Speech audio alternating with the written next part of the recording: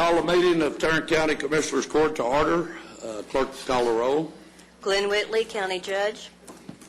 Roy C. Brooks, Commissioner Precinct 1. Present. Marty Van Ravensway, Commissioner Precinct 2. Here. Gary Fickus, Commissioner Precinct 3. Here. J.D. Johnson, Commissioner Precinct 4. Here. Constitutes a quorum.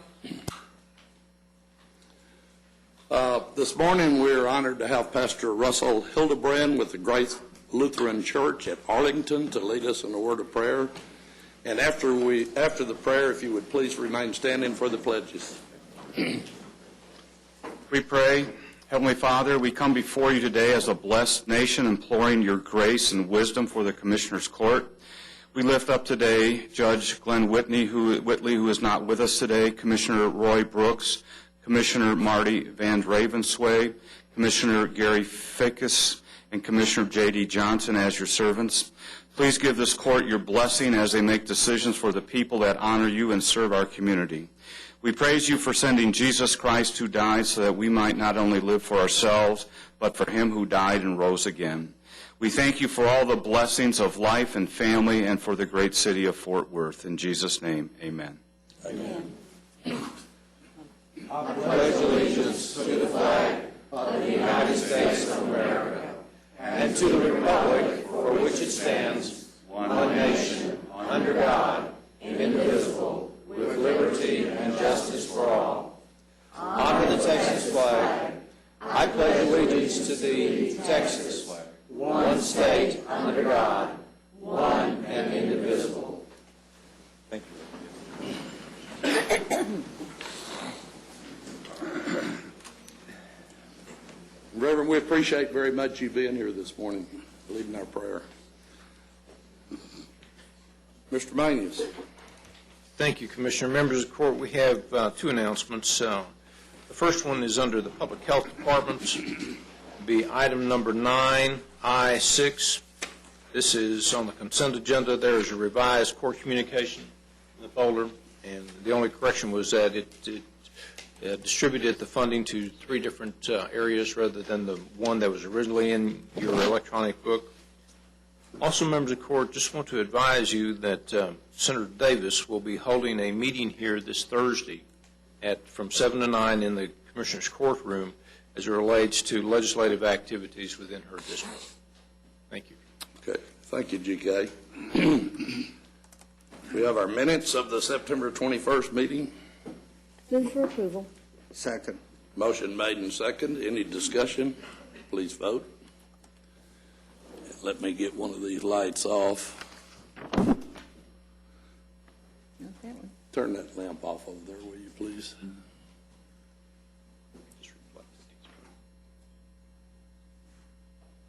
Nope. Yeah, I guess this one's the one that needs to be turned. We're going to get it in a minute. The vote is unanimous with those that are here. I like it. Proclamations and resolutions. We have several. Our first one, Commissioner Brooks.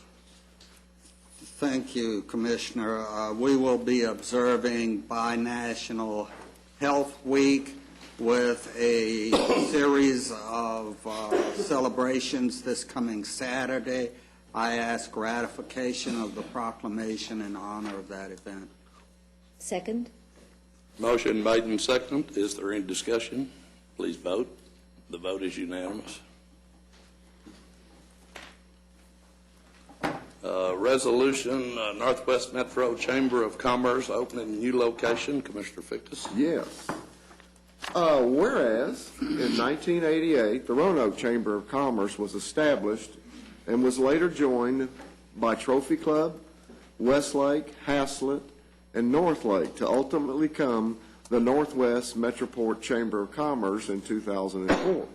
And whereas the Northwest Metroport Chamber of Commerce has consistently maintained the highest standards of professionalism in representing the business community in this area to promote quality growth and development. And whereas through the efforts of the Chamber, substantial development has occurred in the areas of infrastructure improvements, enhanced educational opportunities, job creation, and leadership development that brings credit to our community and improves the quality of life for our citizens.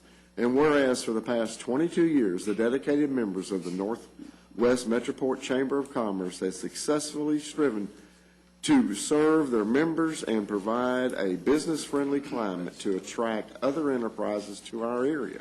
Therefore, be it resolved that we, the Commissioners Court of Tarrant County, congratulate the Northwest Metroport Chamber of Commerce on the grand opening of their new facility and commend them on their continuing efforts to provide outstanding representation to the business communities of Haslett, Justin, Northlake, Roanoke, Trophy Club, and Westlake. Do we have any representatives here? Move approval. Move approval. Second. Second. Motion made and second. Is there any discussion? There being none, please vote. Vote is unanimous. Thank you. No one's here. Nobody is here. Okay, our next proclamation is one that I have. It's Fire Prevention Week. And I do know that we have Randy Renwald, Fire Marshal and representative from Chisholm Trail Chapter of American Red Cross, will be present here to accept this. I have asked Commissioner Fickus, because of me losing my voice some more, to please read this in the record. Thank you, Commissioner. Whereas Tarrant County is committed to ensuring the safety and security of all those living in and visiting our county, and whereas fire is a serious public safety concern both locally and nationally, and homes are where people are at greatest risk to fire, and nearly 3,000 people dying each year as a result of home fires in our nation. And whereas the National Fire Protection Association recommends at least one smoke alarm on every level of a home, including the basement, outside all sleeping areas and in all bedrooms, because roughly 2/3 of the death resulted from home fires in which neither a smoke alarm nor a working smoke alarm was present. And whereas Tarrant County's first responders and the Chisholm Trail Chapter of the American Red Cross are dedicated to reducing the occurrence of home fires and home fire deaths and injuries through prevention and proper education. And whereas smoke alarms, the sound you can live with, the Fire Prevention Week 2010 theme actively works to motivate Tarrant County residents to implement smoke alarm recommendations in their home. Now, therefore, it be resolved that we, the Commissioners Court of Tarrant County, hereby proclaim October 3rd through 9th, 2010 as Fire Prevention Week throughout Tarrant County, and urge all people of Tarrant County to protect their homes and families by heeding the potentially life-saving message of Fire Prevention Week 2010, and to support the many activities and efforts of the Tarrant County's Fire and Emergency Services and the Chisholm Trail Chapter of the American Red Cross. Commissioner, would you like to? I would move for its approval. Second? Motion made and second. Is there any discussion? Please vote. Thank you.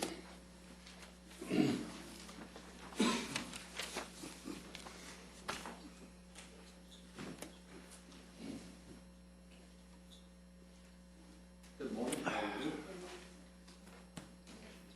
Randy, we appreciate what y'all do. And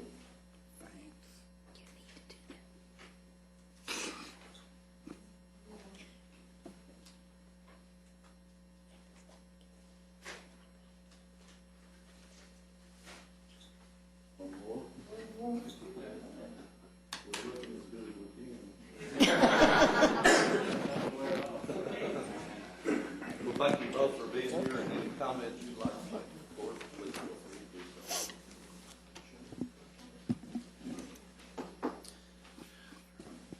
We appreciate the court honoring this week, setting it aside. It's actually next week, and there's going to be a lot of different activities that our fire departments in Tarrant County are going to participate in. This year, we've been asked by the Chisholm Trail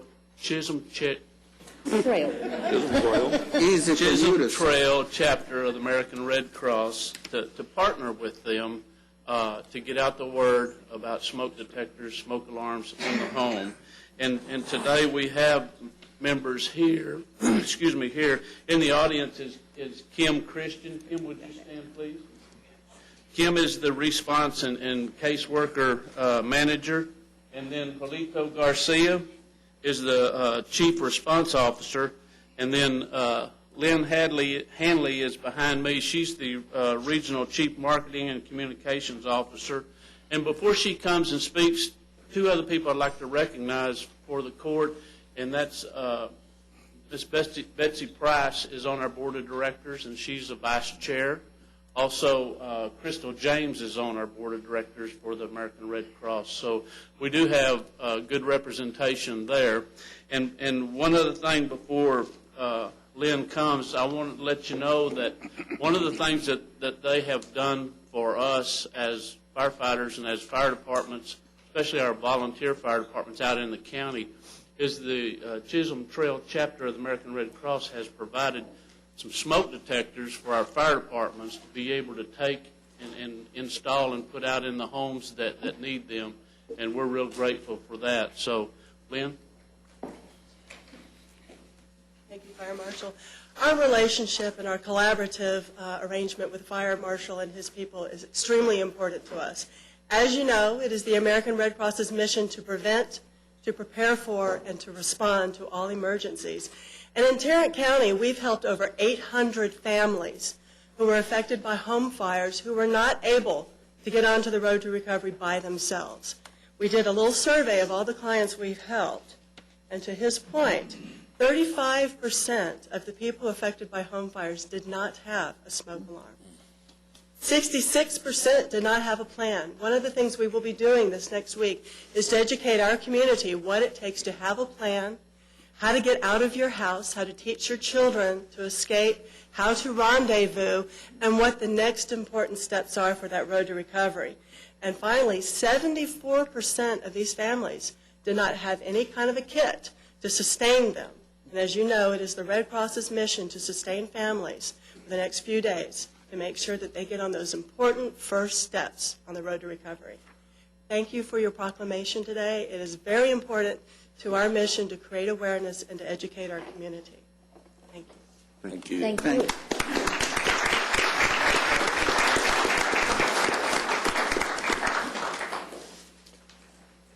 And our next resolution is the 16th anniversary of the Naval Air Station, Fort Worth Joint Reserve Base. And Captain Smyers, the commander out at the base, and Rachel Wiggins, Community Plans and Liaison Officer, are here with us today. So if you would read that into the record, Commissioner. Certainly. Whereas the Naval Air Station Fort Worth Joint Reserve Base is the heir of numerous military airfields in Tarrant County that have served as bases and training facilities for thousands of U.S. airmen since World War I.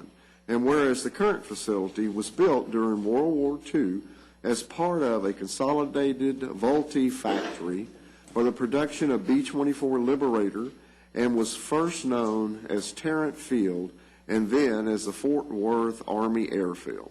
And whereas in 1946, Fort Worth Army Airfield was assigned to the newly formed Strategic Air Command and became the home of the 7th Bombardment Group operating the B-29 Superfortress. And whereas in 1948, the newly named Carswell Air Force Base was the home of the 492nd Bomb Squadron operating the B-36 Peacekeeper. And whereas, although Carswell Air Force Base was closed in 1993 under the Department of Defense base realignment and closure process, the facility reopened in 1994 as a Naval Air Station Fort Worth Joint Reserve Base, where it now hosts the United States Navy C-9, C-12, and C-40 logistics aircraft, the U.S. Air Force F-16 fighters, the U.S. Marine Corps F-18 fighters and KC-130 aircraft, the U.S. Army C-12 aircraft, and the Texas Air National Guard C-130 aircraft. And whereas not only is the installation's airfield available to Lockheed Martin for flight testing and product delivery, it is also the third largest employer in North Texas with 11,350 employees, including active duty, reserve, and civilian employees, and has an estimated annual economic impact of $1.3 billion. And whereas the base serves as a FEMA staging area to support response to disasters in the area, as a hurricane evacuation site for aircraft at other military installations near the Gulf Coast, and has mutual aid agreements with neighboring local governments to provide emergency response capabilities. And whereas, while the base is now known as Naval Air Station Fort Worth Joint Reserve Base, the airfield itself retains the name Carswell Field to this day. Now, therefore, it be resolved that we, the Commissioners Court of Tarrant County, do hereby commemorate the 16th anniversary of the Naval Air Station Fort Worth Joint Reserve Base in Tarrant County. I move for approval. Second. Seeing discussion, please vote. The vote is unanimous. Captain Smyers, if you and Rachel will meet me at the podium. And let me say that Captain Myers is not a stranger to this area. I had the honor of visiting with him recently out at the base, and he is born and raised in Boyd, Texas. And also, fortunately, he is going to retire sometime next year. And when he does, he's going to make his home the Tarrant County area. So we're very pleased for all of that and pleased for your retirement. And let me bring this down. Did you get a plane ride or anything, J.D.? Did you get in one of those cockpits of one of those big jets? No, I'm not going to. I'm not scared, I'm just smart. How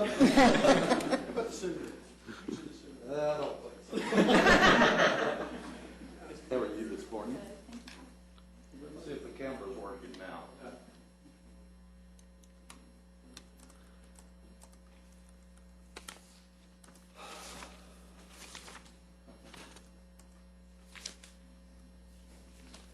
All right.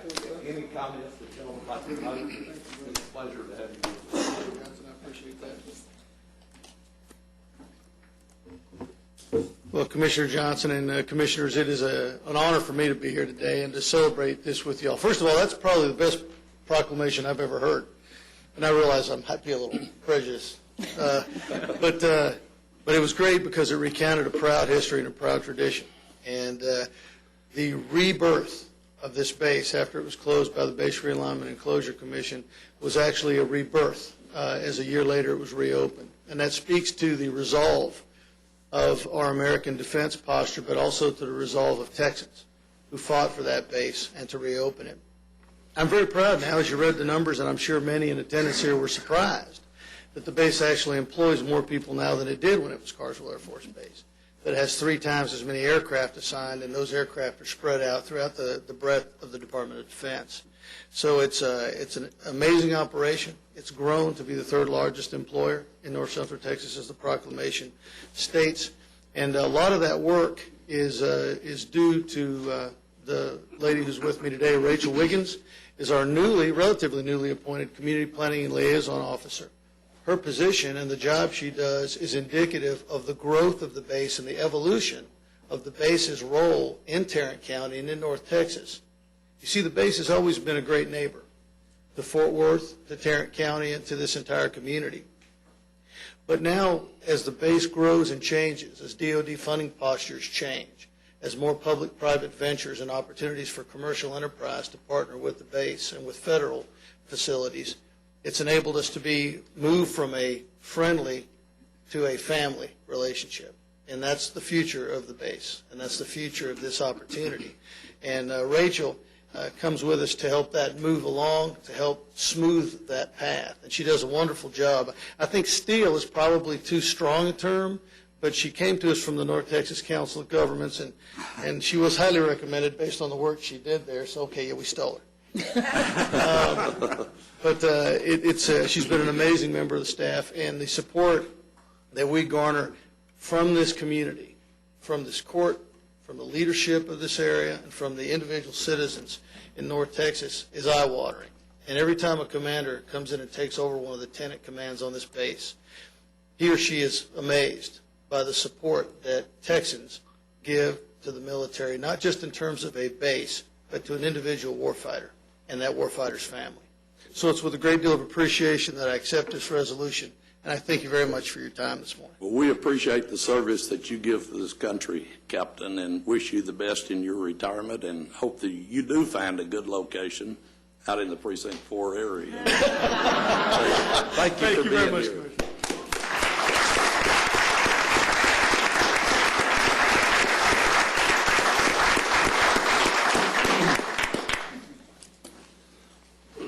All right, we have our consent agenda. Move approval of the consent agenda. Second? Motion made and seconded. Any discussion? Please vote. Vote is unanimous. Mr. Manius, we have 2 public hearings, I believe. Thank you, Your Honor. The first public hearing is to consider the annual plan for the preservation and restoration of the District Clerk's Records Archive.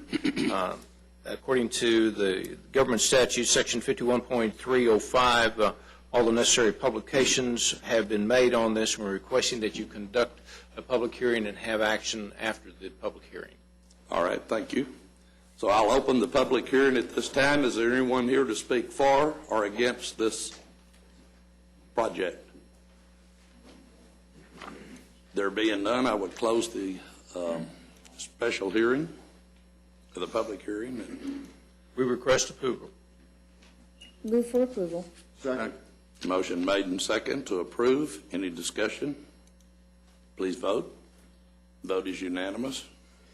Members of the Court, we can go to the public hearing B. This is a public hearing concerning a similar type hearing. This is for the county clerk's records archives. As according to the local government code 118.025, all the necessary notifications have been made. We're requesting that you conduct a public hearing and take action after that public hearing.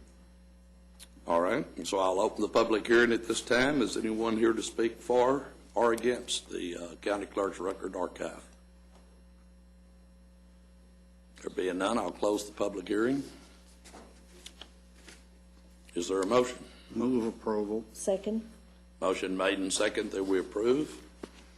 Any discussion? Might it be appropriate to ask our county clerk to give us a little background information on what this is?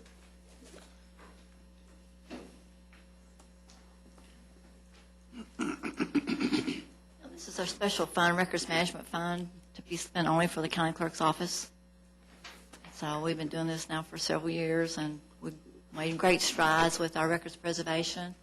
And later today in the agenda, Steve Smith, CIO, will be making a presentation about a business continuity plan and disaster plan, of which my fund is going to help. I think oftentimes we don't recognize how that fund has benefited Tarrant County, not just the county clerk's office, but all records that we maintain. And I really felt like it deserved a comment or two in the public hearing Thank today. you, Commissioner. I appreciate that. Yeah. It's been a great help for Tarrant County. We wouldn't be where we are today, I don't think, without this fund. And it's not taxpayer funded at all. It's from a user fee collected in my office. Thank you. Thank you. Any other discussion on the motion? There being none, please vote. Vote is unanimous. Members of the Court, if we... Go ahead. I'm sorry, Commissioner, I apologize. It's all right. If we could now move to the Administrator section, and item A1, we're requesting that the Commissioners Court approve the Tarrant County 911 Emergency Assistance District's fiscal year 2011 budget. Mr. Greg Petrie is here from the district. Okay. Morning, Greg. Good morning, everyone. Thank you for allowing me to be here this morning. Thank you for allowing me to brief the Commissioners Court this morning on the Tarrant County 911 District budget for FY 2011. Since the first call was answered in the district on August 2nd, 1987, over 38 million 911 calls have been answered throughout the system, and we've never raised our fee. The 2010-2011 budget has been crafted to support the district's forward movement in a number of critical areas. Continued emphasis on wireless 911 reliability and continued wireless accuracy testing, testing of new wireless devices, and services and expansion of the wireless one-on-one training. 75% of our calls come from wireless devices. In fact, in August, that was 79.31% of those calls. Continued efforts to assist in reducing personnel costs of member PSAPs through assistance in recruiting, pre-hire testing, training, and retention programs of 911 call takers. A focus on continuity and continuation of operations through proof of concept on a regional relocation site strategy and expanded program of on-site power support to enhance the availability of those PSAPs to remain on-site in their primary facility and sustain normal operations during limited commercial power failures. Planned progress on next-generation 911 through continued interaction with our user base, proof of concept projects, development of an IP-enabled network, and upgrades in customer premise equipment to support the migration to next-generation 911. A few highlights of our budget. Overall, the district expenditures have reduced 12% this year. Expenditures for enhancements include gross moves and changes in our member entities' PSAPs, an increased focus on uninterruptible power support for PSAPs to increase their sustainability through commercial power failures, an expanded training and assistance program for pre-hire testing. Next generation projects include an IP-enabled network and joint efforts directed at cooperative procurement of a regional 911, next generation 911 network. We have included a 3% lump sum compensation adjustment for our employees, taking the county's lead, and a one-time payment to the Texas County and District Retirement System in the amount of $525,000 to eliminate the district's unfunded actuarially accrued liability. And we're also adding one position this year, in addition of an implementation specialist or a project manager, to facilitate PSAP equipment upgrades throughout the district. Our budget, in the most simplistic of terms, will have revenues of about $12 million, expenses of $17.6 million, requiring a transfer of $5.6 million from our equipment replacement fund. I predicted year-end 2011 we'll still have approximately $16 million in our equipment replacement fund. I have provided you a complete budget packet for your review. The packet contains specific information about our revenues and expenditures. It also contains a 5-year forecast and an audited balance sheet for the fiscal year ending September 30, 2009. While it's very difficult or even impossible to project future costs, I feel confident we will have enough reserves to meet our next upgrade demands. As I have said many times, we have to be able to plan today to implement technology 2 years from now that hasn't even been thought of yet. Your Honor, I'll be happy to answer any questions you or the Commissioners Court may have, and thank you again for your continued support.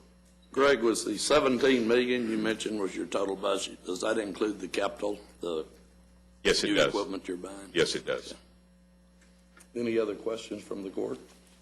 Just thank you for an extraordinary job. You have been very forward-looking in your management of the district. It places us in the forefront of 911 districts across the state, and that's where we like to be as a county. Thank you, Commissioner Brooks. Move approval. Second. Motion made and second to approve the budget. Any discussion? Please vote. Vote is unanimous. Thank you very much. Greg, thank you very much.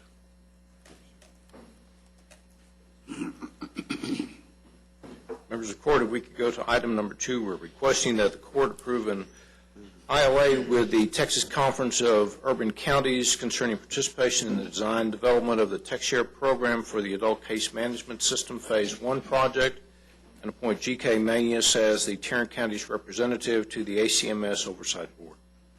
So move. Second. Motion made and second. Any discussion? Please vote. Vote is unanimous. Members of the court, if we could go to item number 3, we're requesting that the Commissioners Court approve a memorandum of understanding between Tarrant County and the City of Fort Worth as it relates to the 2010 BJA Justice Assistant Grant Program. Move approval. Second.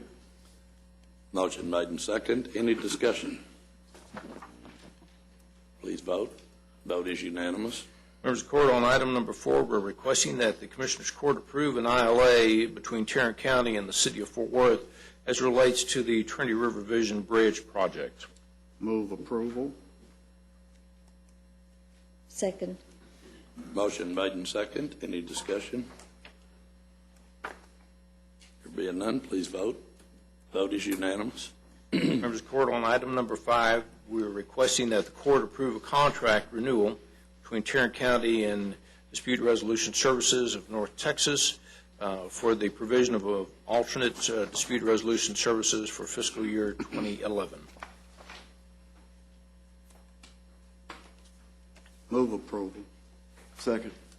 Motion made and second. Any discussion? Please vote. Vote is unanimous.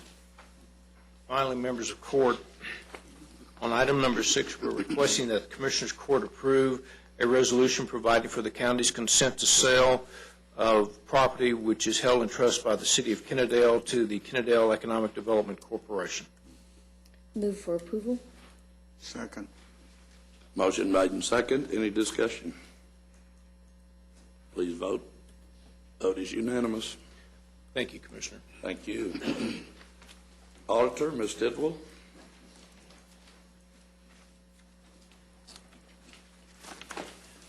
There's one item that we're asking the court to consider this morning, and that's to receive and file the Tarrant County financial statements for the 11 months ended August 31st, 2010.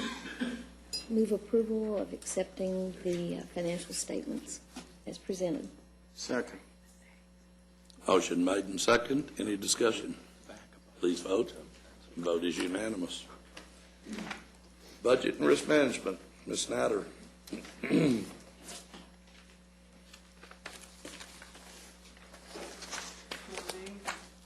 morning.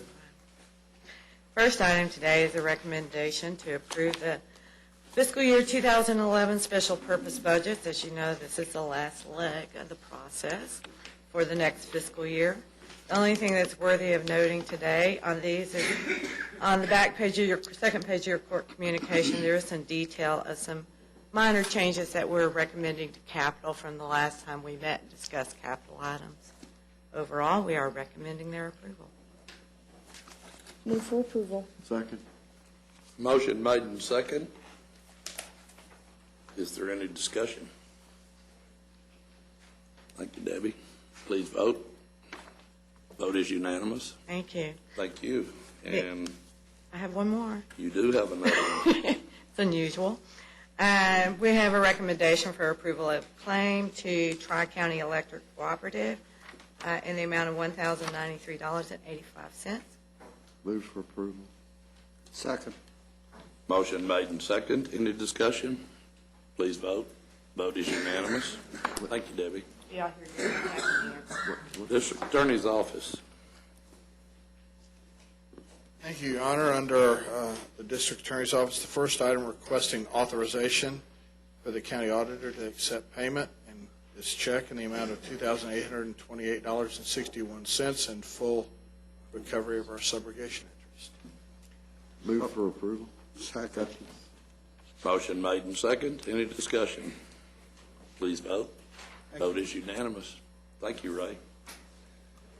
Human Resources, Ms. Glenn. Good morning.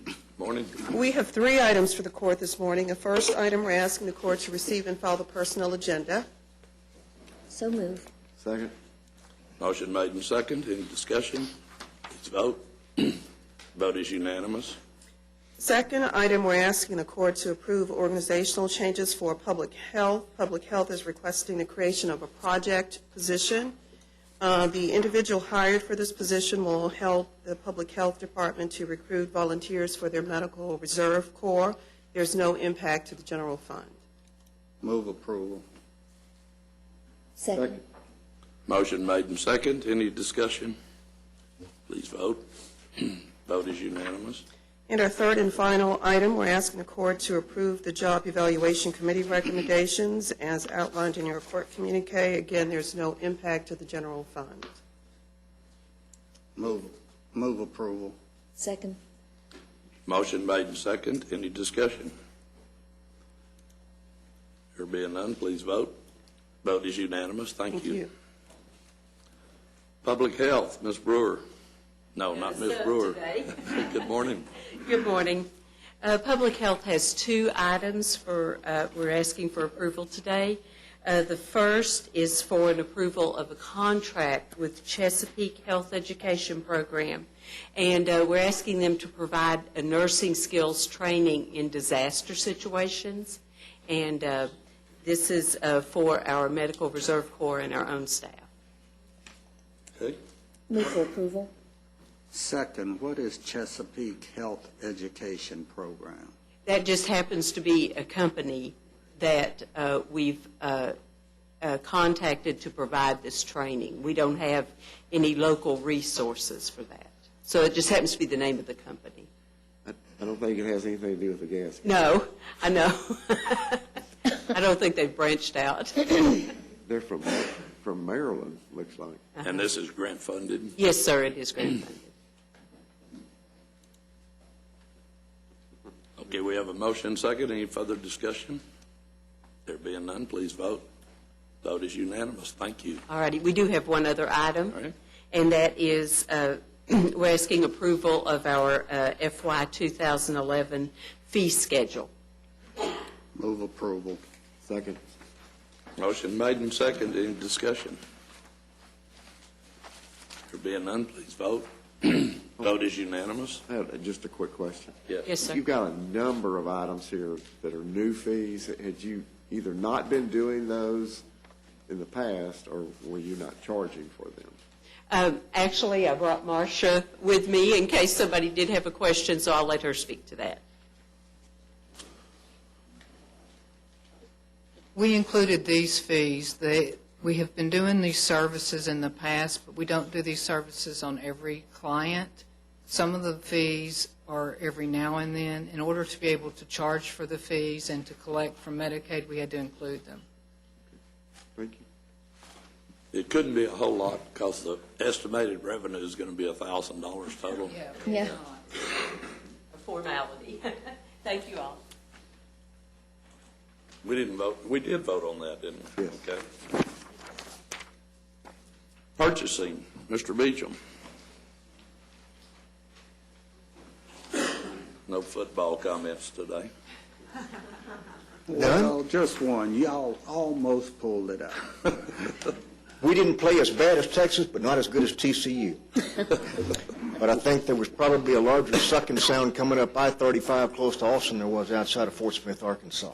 But we will be healed in time to take on our friends at A&M on the 9th of October in Jerry's World, televised at 2:30 on ABC if y'all want to watch that whipping. Moving right along. Yeah, what now? We have 9 items for your consideration this morning. Our first item is a bid award recommendation for our bid number 2010-068. This is a bid for alternative education programs for juvenile services. That recommendation will be toward the Casetta High School in the amount of $84,698. Move approval. Second. Motion made and second. Any discussion? Please vote. Vote is unanimous. Number 2 is also a bid award recommendation for RFQ number 2010-072. This is for residential placement services, again for juvenile services. That recommendation will be toward the various vendors as shown in your clerk communique. If approved, we're also seeking contract approval from the court.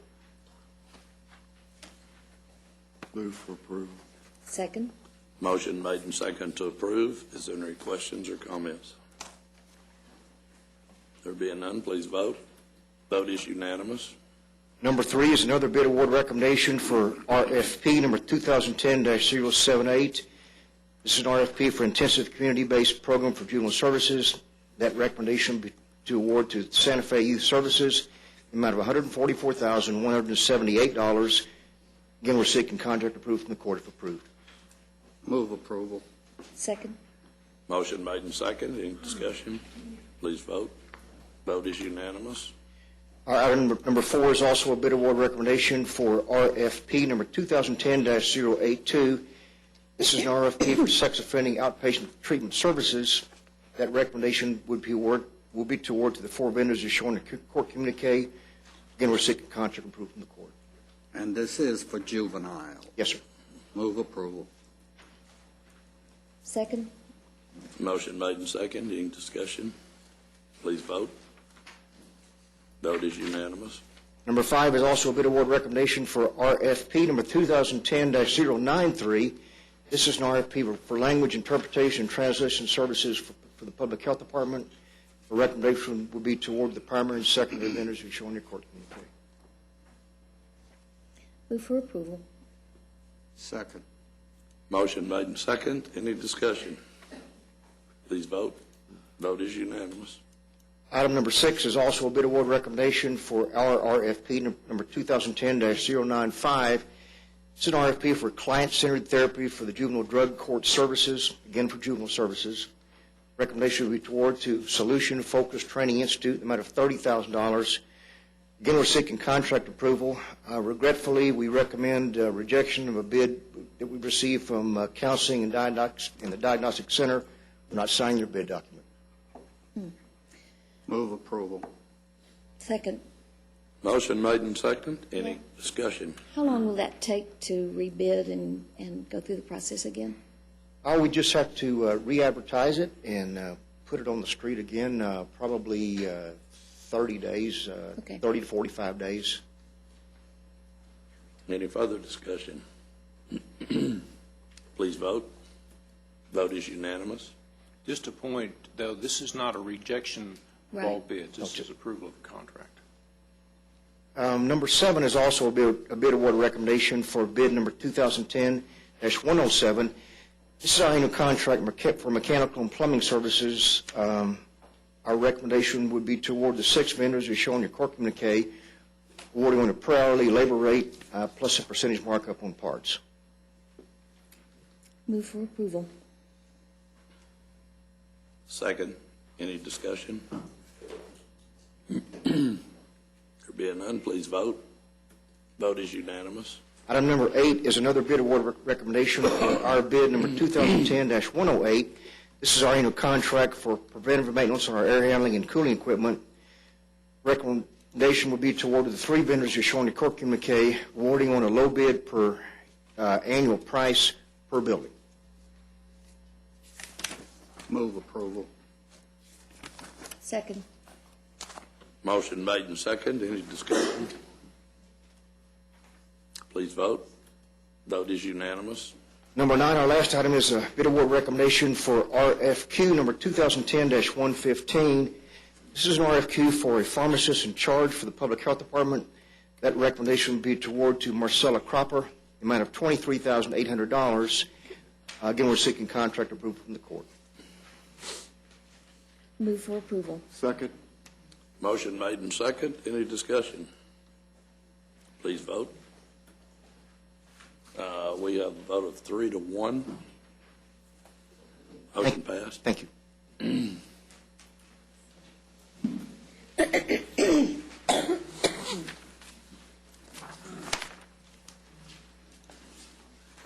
I can catch up. Okay, commissioners and judges, we have an interlocal agreement, precinct 2. I'm trying to get there myself. Move approval of item 9M, 1, 8, and B. I'll second. Any discussion? There being none, please vote.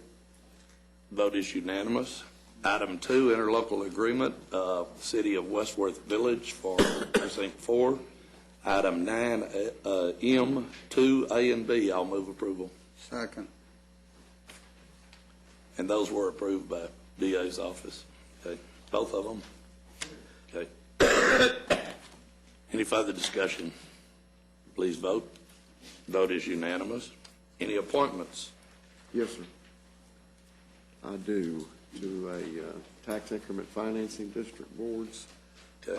Have two, and I can hopefully do them at the same motion. The North Richland Hills Tax Increment Reinvestment Zone, number 1 and number 2. I would like to appoint Carolyn Sims to serve 2-year term. This is a reappointment.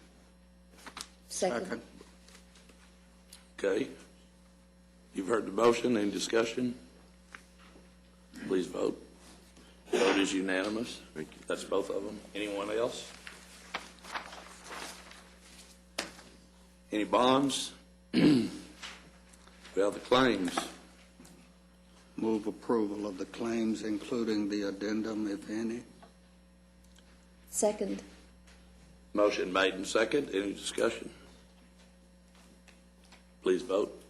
Vote is unanimous. Briefings.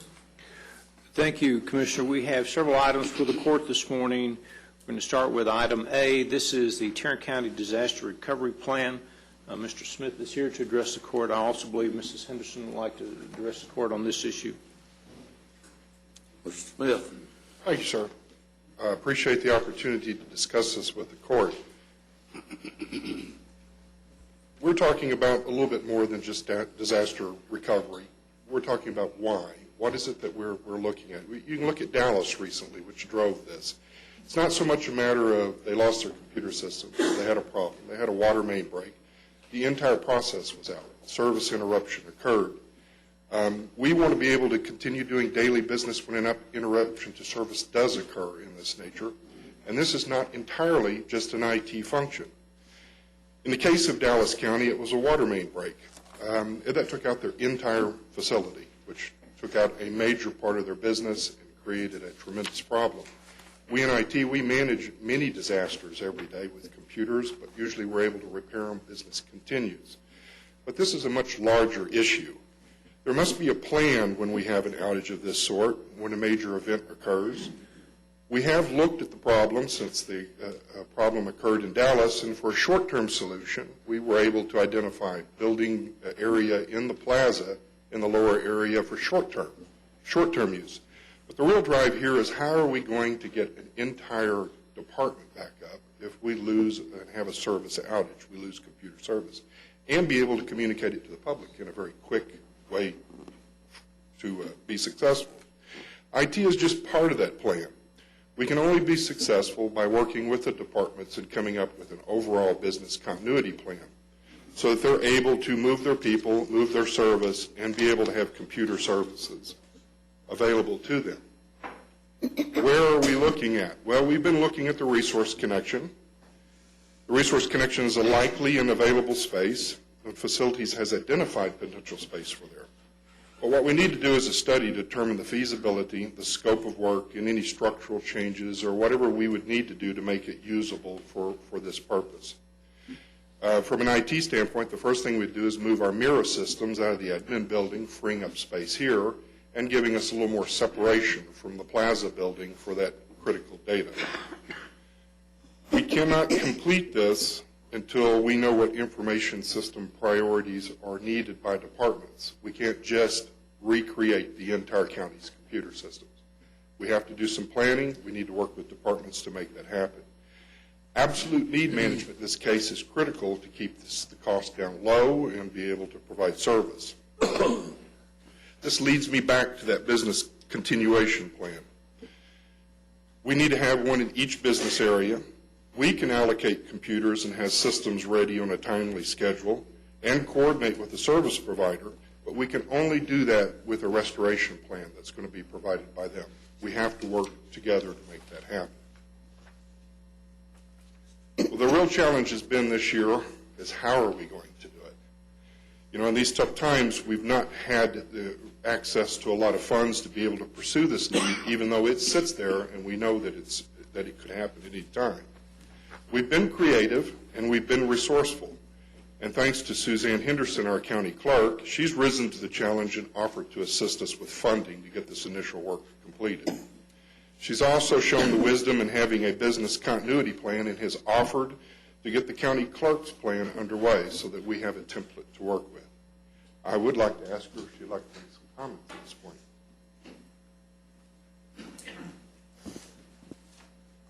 Yeah, thank you, Steve. Yes, as you know, I've been a long-time advocate for a pre-disaster, post-recovery plan because Tarrant County is the best of what we do. We've always been a leader, and I think in this effort we definitely need to be the model for the state, if not the nation, as to what should be done to protect ourselves in the event of a disaster. Instead of having a special call meeting to what do we do because a disaster occurred, what do we do next, we could have a sound business continuity plan up front. And I'm putting up $1 million in the special budget that you approved earlier today. It's been allocated for this purpose. It's my parting gift to Tarrant County. Hopefully that my successor will agree. And I just ask you to be prudent with that money. And through the IT steering committee, as we discussed at our last meeting, we can have a group, a committee formed where the department heads, elected officials can meet and decide how they would like to proceed with the business continuity plan. And hopefully my staff can lead the charge in that regard, and we can have a sound business continuity plan. Thank you. Thank you for the parting gift, Suzanne. IT is committed to assisting with this process. We want to be able to develop a full disaster recovery plan and a business continuity restoration plan with every critical department, every critical process that we do at the county, so that when a disaster occurs, it's not a matter of if, we'll be able to respond effectively and efficiently and keep the county's business going. And part of that is computer systems, part of it is not. So we want to all work together to make that happen. Steve, you made a statement earlier about some interim solution being located on the lower level of the plaza building. I hope that's a very interim solution, because computer systems on the lower levels of buildings don't seem to be safe. We did do a little site survey with facilities, and even though it is the lower level of the plaza, it still is higher than the ground around it. So it's not below street level. It is below street level, but it has adequate drainage, and that's where our emergency power systems are for the plaza. So we are good there. We've done that study. All right.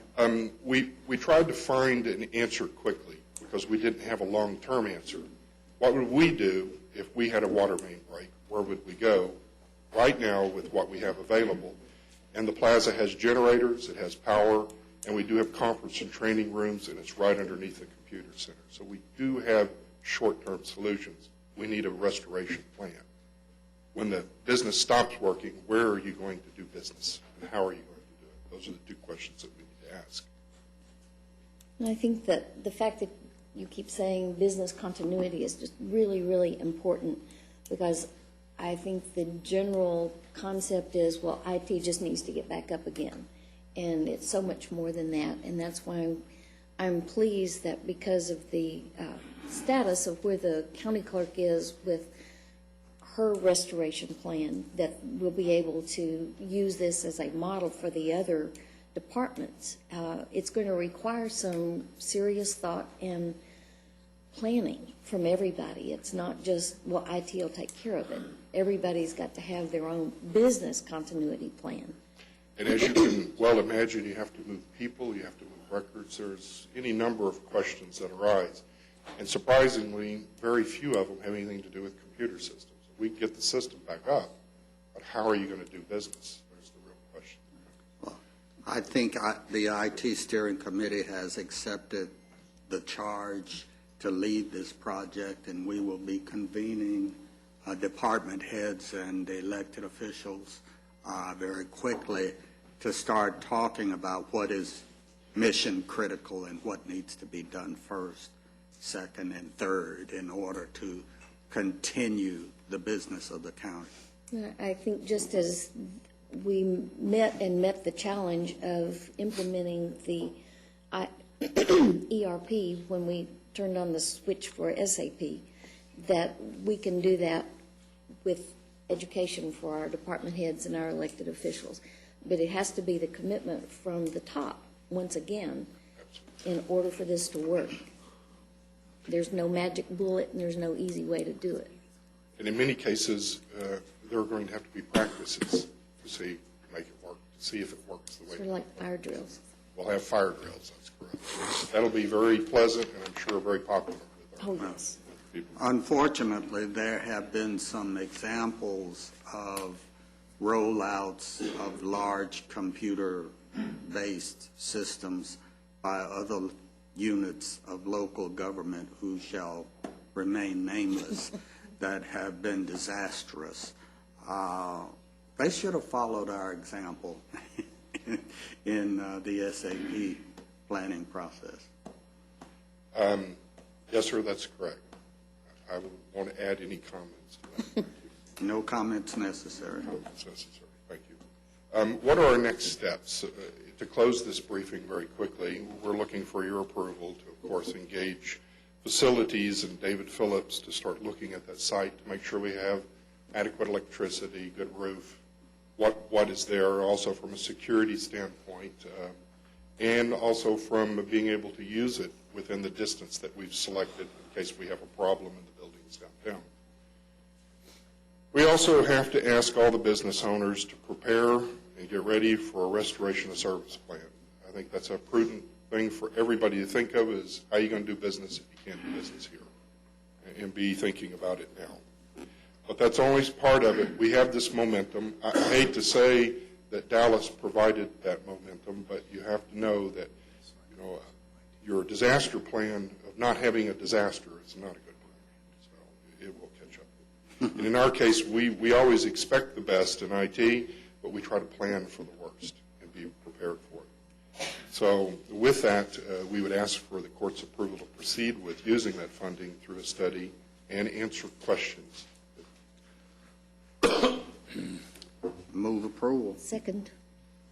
Motion made and second to approve. Any further discussion? Just thank you, Suzanne. Please vote. Vote is unanimous. Thank you. Thank you. Thank you, Steve. Members of the court, we could go to item B, which is the creation of a countywide policy council for obesity prevention. Mr. Fabio is here to address the court at this time.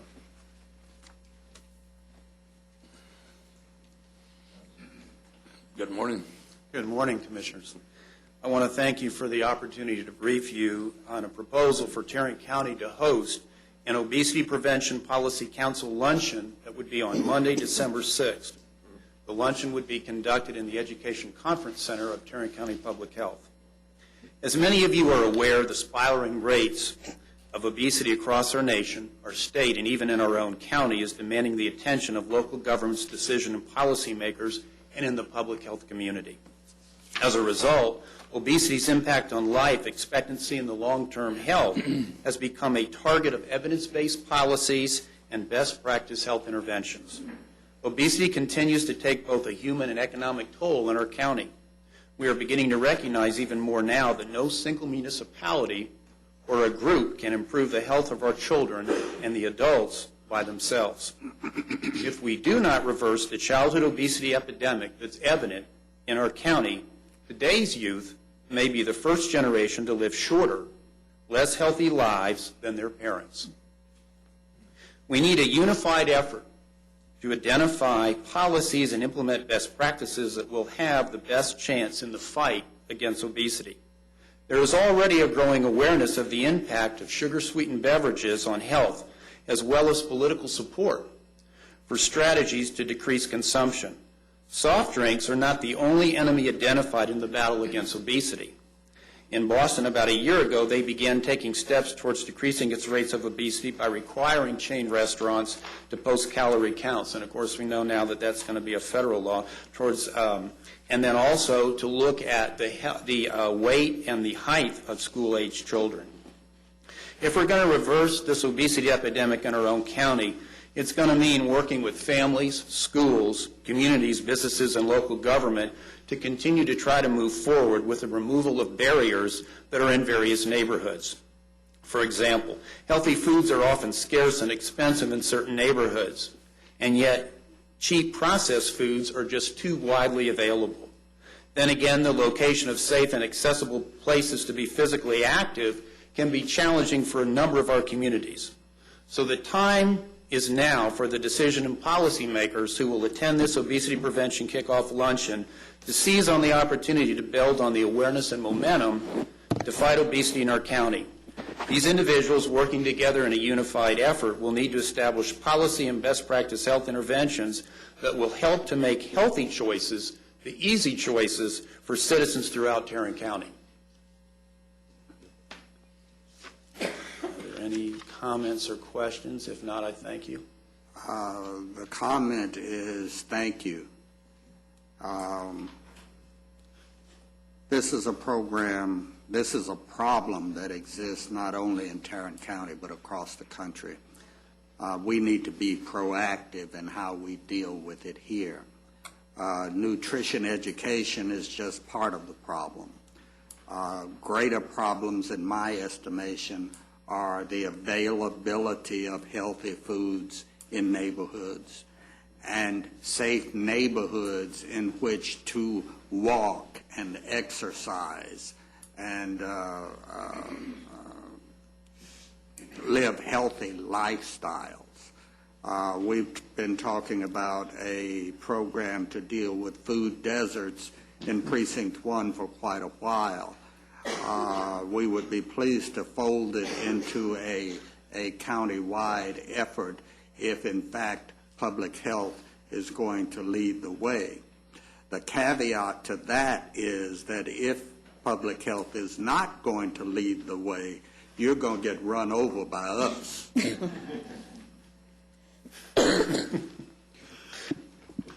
Let me, if I might, just tell you why we brought this to the court's attention today.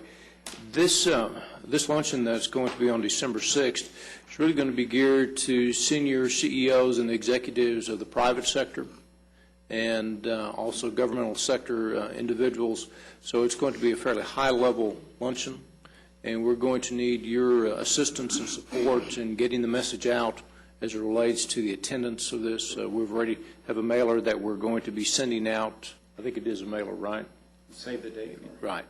But as we get closer and closer, this thing is going to be successful if we get the right type of people at this luncheon. So we're going to be needing your support on this. Well, I think you'll have the support of this court. There are policy changes that we as a community need to look at, but there are also implementation strategies that need to be had. Just changing our policies is not going to be enough. We're going to have to do proactive things. We're going to have to take action to make this thing change. Changing policies is not going to be sufficient. Agreed.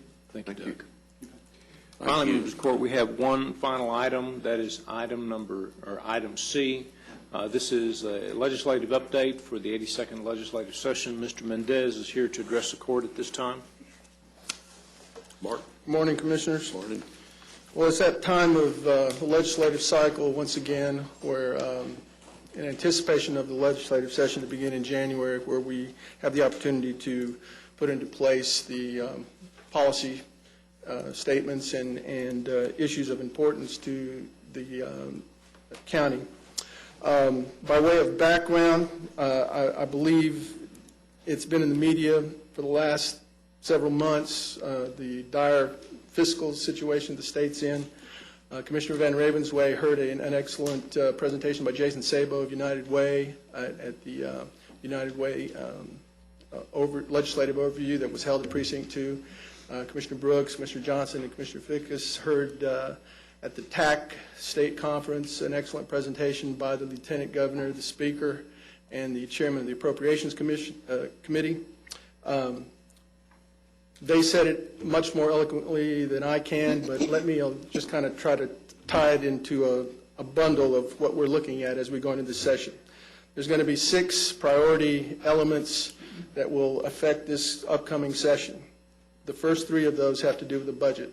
The first 60 days of the session are going to be spent in emergency appropriations mode as they try to fill the hole that is in the current biennium, which I've heard numbers up as high as $4.5 billion in the current biennium.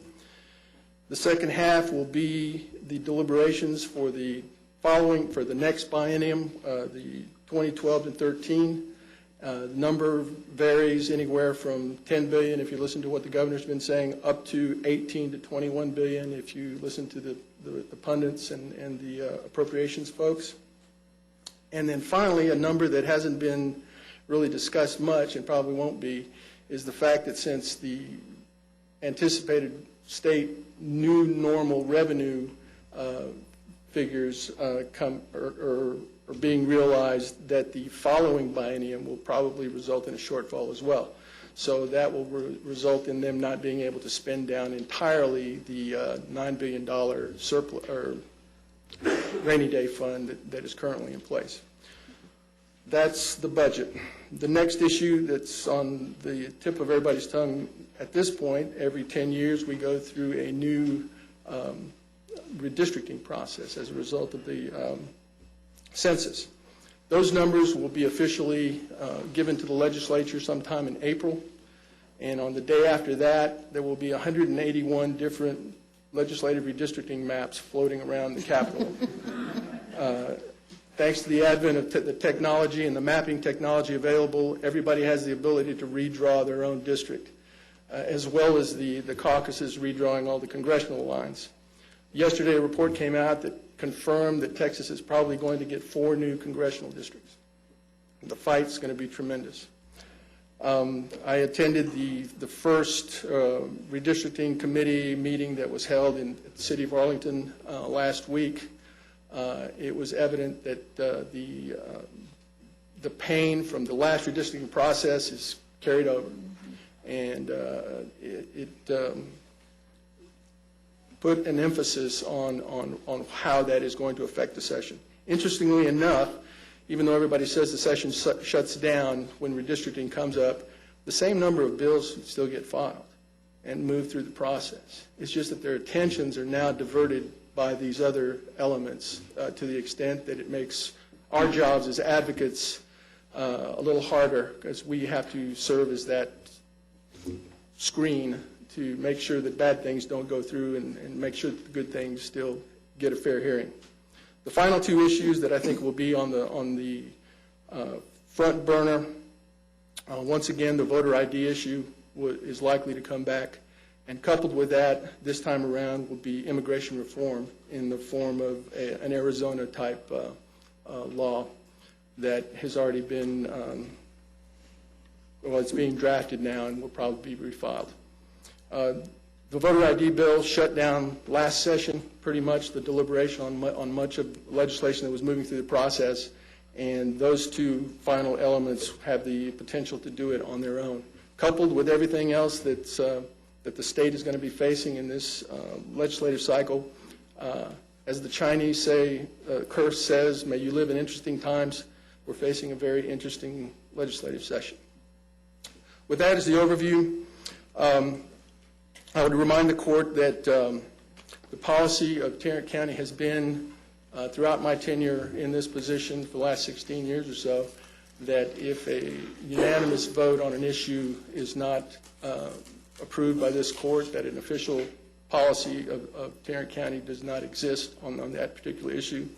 I thank you for that because it makes my job a lot easier. The delegation gets a very clear picture of what the court supports, and they appreciate it as well. Before I get into the specific issues, which I'll go through very quickly because most of these you've seen before, I'd be happy to answer any questions. Any questions at this point? I would hope that the legislature would adopt the phrase from the Hippocratic Oath that doctors must take before they get to be doctors, and that is, first, do no harm.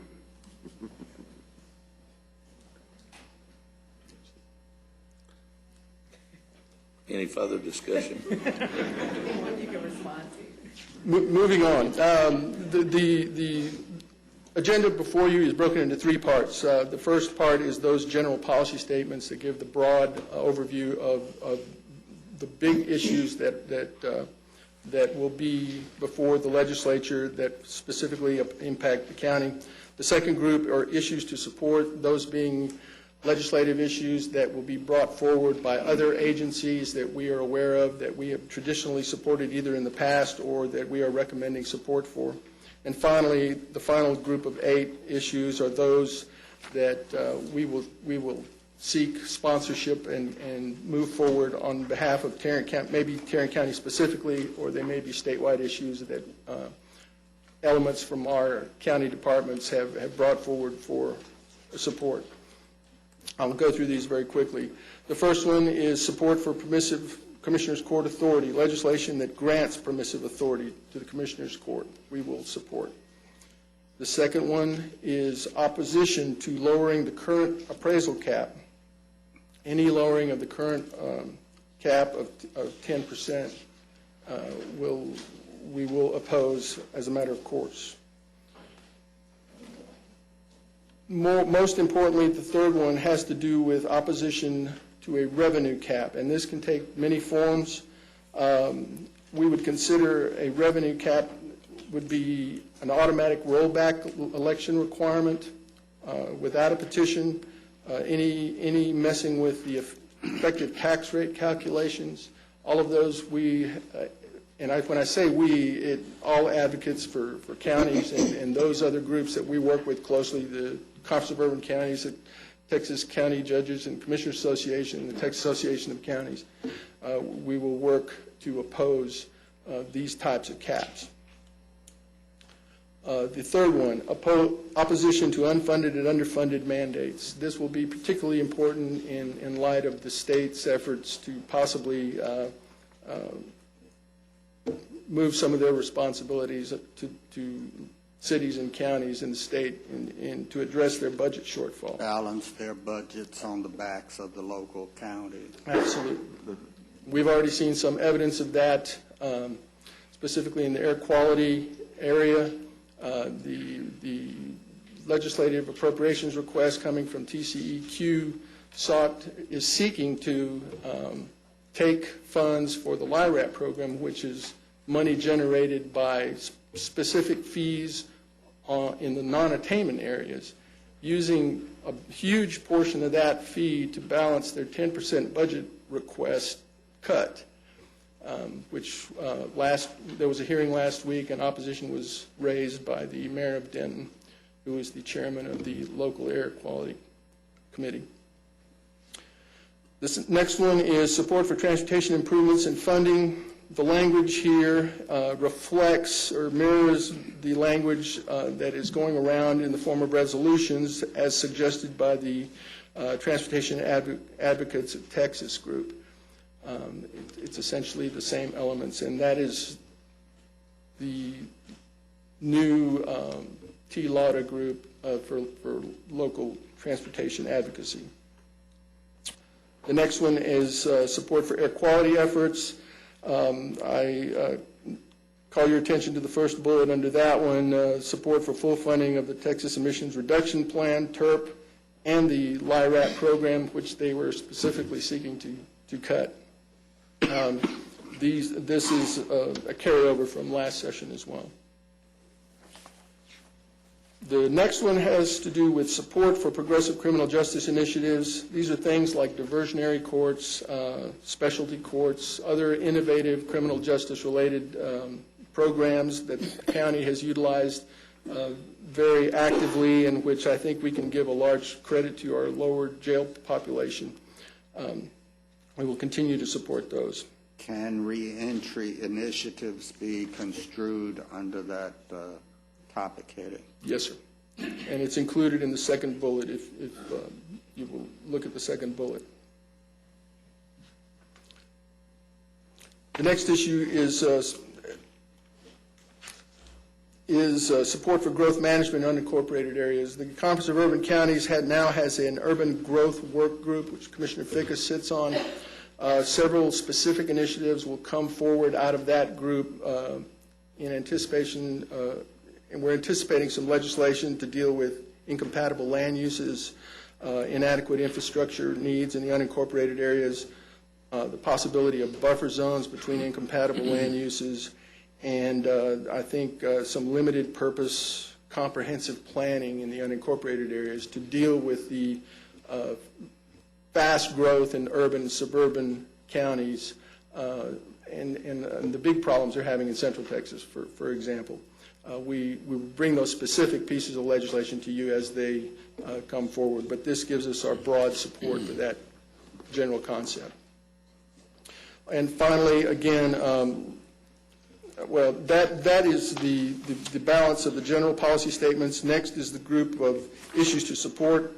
The first one of those is land use management impacting military installations. I have recently been working with the Joint Reserve Base Regional Coordinating Committee, which John Ed sits on, as well as Randy out of our Transportation Department. We are seeking there to deal with those land use management issues that impact specifically military installations around the state. I think there will be some specific legislation coming out that essentially will enhance ETJ authority in the unincorporated areas within the noise contours around those bases. I think that's probably going to be in our best interest with regards to the Naval Air Station here, and we will support that. Yeah, and I want to thank the city of Fort Worth. They voted unanimous, I understand, to turn down a zoning request out there in that area that would have had a negative impact on that base. So if you'll pass that on to the council, I appreciate it.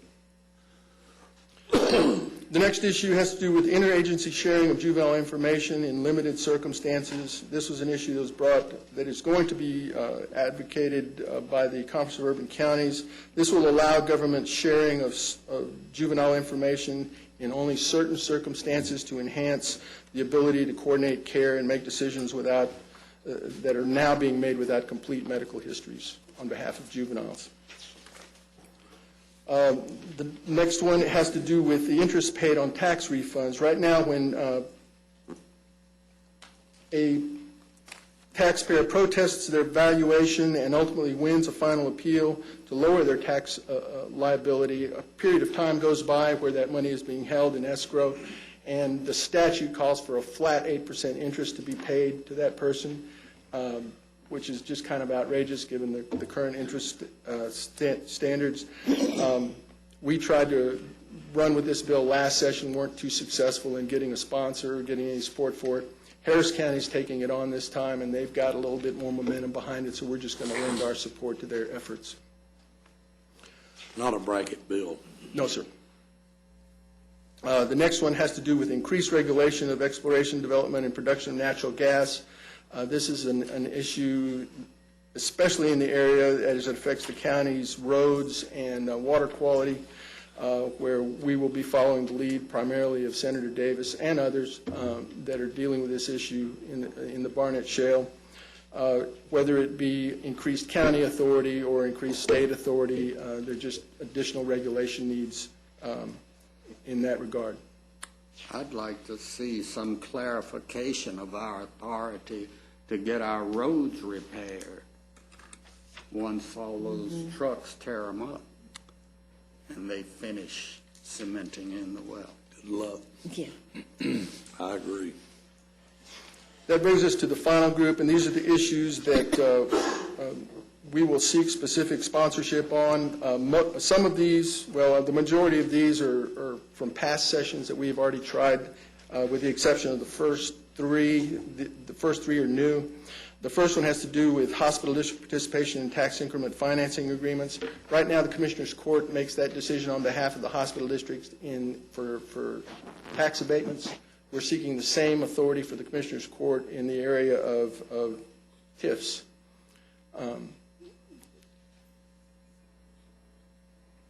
Yes, that's it. The second one is control of county intellectual property, county developed intellectual property. This would give us the authority to license it and sell it once it's developed by the county. Right now, that's like software programs. Yes, sir. Right now, that's apparently it's not allowed by the current statutes. So we will be working with the Conference of Urban Counties to move this one forward. The third issue has to do with the establishment. Basically, it's a lowering of a bracketed bill that applies right now just to Harris and Dallas counties. It allows the establishment of a truancy court, county court at law that's dedicated to truancy issues, and allows the county judge to appoint a magistrate to preside over that court. While this legislation doesn't commit the county to implementing such a truancy court in Tarrant County, it does give us permission to do that should that issue rise to the level of support on the Commissioner's Court. The City of Arlington and Arlington ISD is very supportive of this. This is not the only means by which to address the truancy issue. Judge Swearingen is also dealing with it at the JP level, using a similar model, but doing it at the JP level. So there's a lot of different ways to approach this problem. This would just give us one more tool in addressing the truancy issue. So this will be an effort to expand the bracket to include us. Right. So very simply, that's all we're going to be doing, is lowering the current bracket on that legislation. The next issues are issues that we've tried in the past and we were not successful at. The criminal law magistrates in Tarrant County are governed by a specific statute that only applies to Tarrant County. The judges have brought this issue to us to allow them to do additional things under their jurisdiction, conduct asset forfeiture hearings, sign dismissals, accept agreements or agreed orders of expunction, and accept agreed orders of nondisclosure. The final one, dealing with issues affecting bail, we're going to remove that from it because I think that was the source of some of the opposition last time around. So we'll just simply refile that bill with those changes. The next one is capital felony second chair attorney appointments. Right now, when someone is brought up on a capital felony and a death penalty is a possibility, 2 attorneys must be appointed to represent that person, one of which has to be death penalty qualified, which is a very specific qualification. If the state chooses not to move forward with that death penalty, we've paid that second attorney for a period of time where he wasn't needed. What we're seeking here is just to delay the appointment until the state says in writing that they indeed do intend to pursue that case as a death penalty case. So currently, we have to start paying immediately? Yes, ma'am. Whether nothing transpires? If the state decides they're not going to seek the death penalty, then that's just wasted time that we've paid for. But the state doesn't decide not to seek the death penalty in a vacuum. They decided in at least discussion with the defense attorneys. How might cutting that staff in half affect those decisions? That's a good question.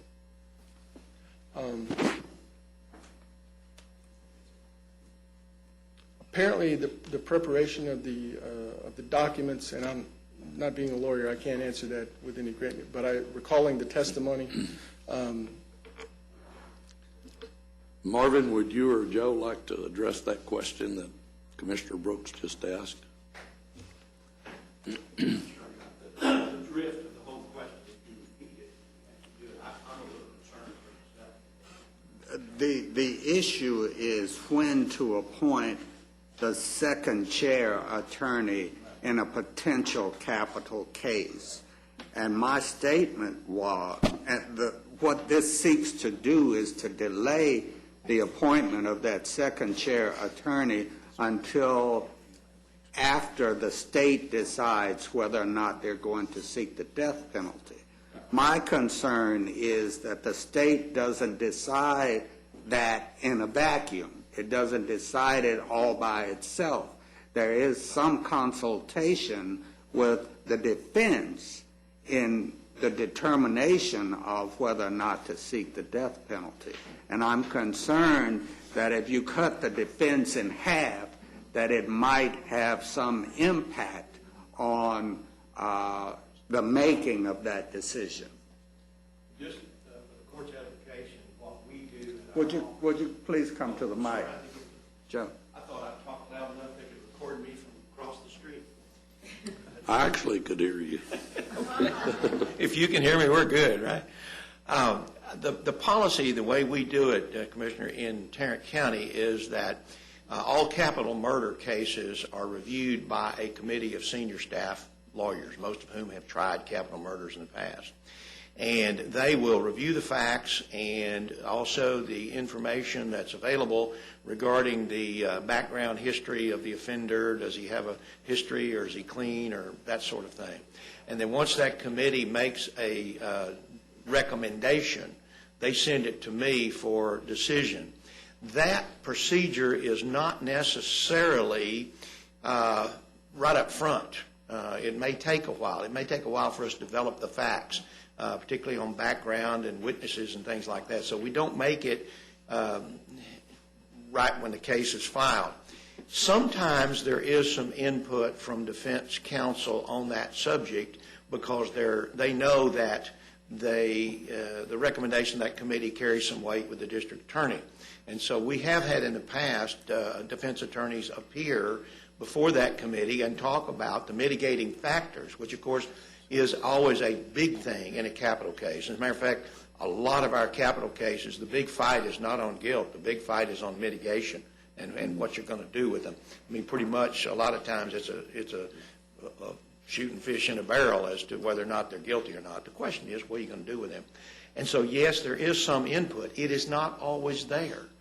And it concerns me a little bit to say that, okay, we don't appoint but one lawyer, because when you have a capital case, there's an awful lot of facts to be investigated from the defense side right up front before those decisions are made. And a good defense lawyer is going to be proactive and aggressive in getting out front, because he does not want to be somewhere down the road accused of ineffective assistance of counsel.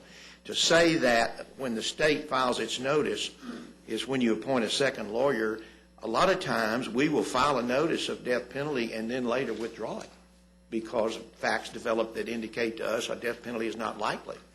And also nowadays, with the option of life without parole being an available option, we are very, very judicious in which cases we actually do go forward and seek a death penalty on, because that option being available to juries is a comfortable option, shall I say, for people serving on juries, because they do not have to say, we want to kill this guy. Yeah. And if I were in jury, I'd feel the same way. It'd make me nervous. But nevertheless, there will be those who go forward. So I kind of wonder if drawing a line in the sand is really a good thing to do on when you appoint counsel. I do understand the problem, though, of putting two lawyers right up front. We have a real shortage of lawyers.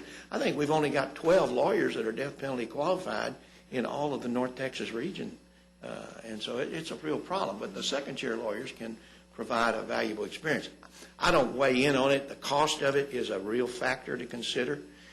But at the same time, I know I probably gave you more information than you wanted. Now, you explained my concerns better than I did. Well, and I share your concerns, and I'm not sure this is something that I can support. Well, I'm very much a proponent of the death penalty, I think in the appropriate case. But the thing about it is, if we're going to do it, we need to do it right. And if there's a right and a wrong. But if we're going to do it, then we need to give everybody as much rights as they can possibly have before we pull the trigger on that deal. And that's my philosophy. But I'm a believer in it in the appropriate case. Thank you, Joe. All right, thank you.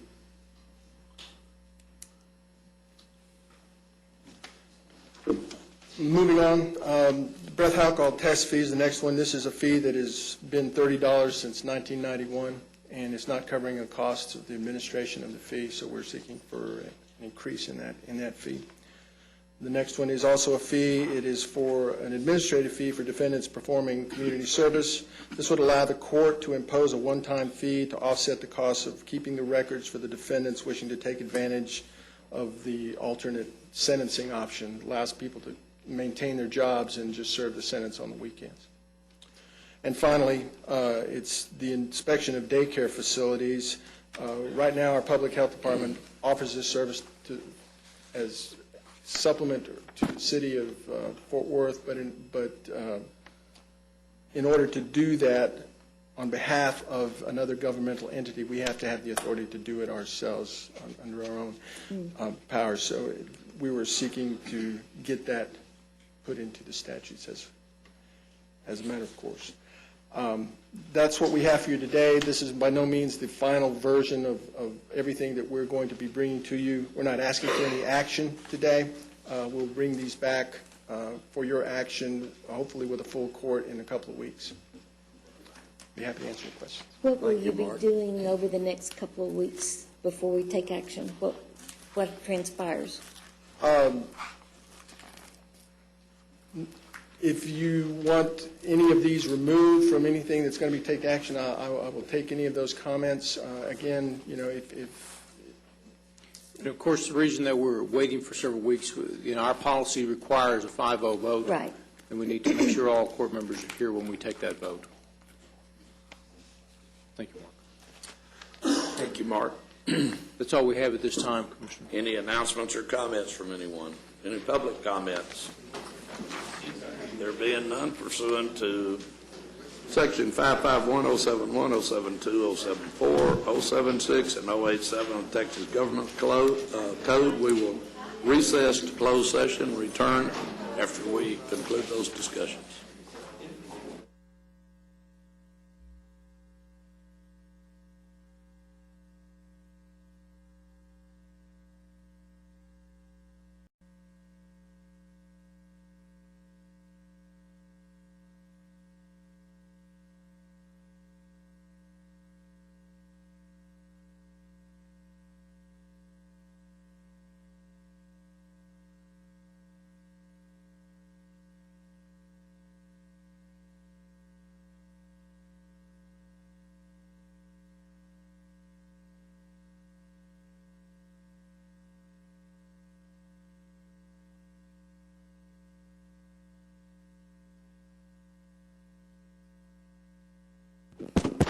We're ready to go. Call the Commissioners Court back to order. It is 1:20.